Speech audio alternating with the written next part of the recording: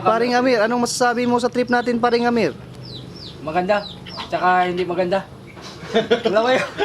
Dalawa yung ano. I-explain mo yung bakit maganda, Paring Amir. Maganda kasi nakatulog na tayo.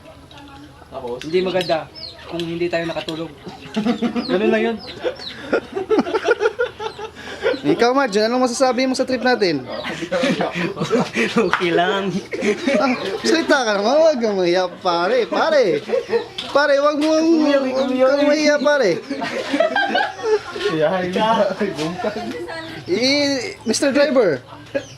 Sarap ng kain natin dyan, ano masasabi mo sa trip natin?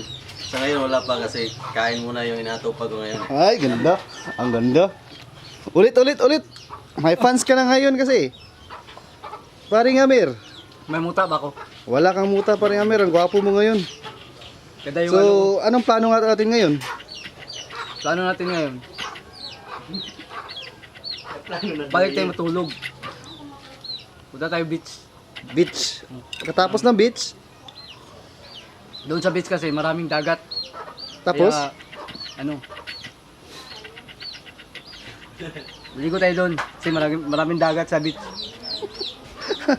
ano pa, Paring Amir? Yung epektos nga pala natin. Ito yung epektos natin. Nabenta na yung iba. Paring Amir, balak mo bang humanap ng babae dito sa Siquijor? Dito sa Surigao? Hindi na, wala akong bala kasi wala akong pera. Kailangan may pera dito kasi yung mga babae, ano, So sinasabi mo ngayon, ang babae dito sa Surigao mukhang pera. hindi. Hindi sila mukhang pera. Kailangan nila ng pera.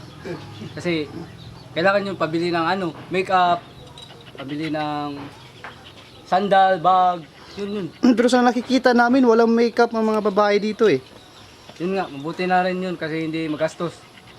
Pag makikita tayo ng ano, babae, tapos walang makeup, sugubin na natin. Kakosa.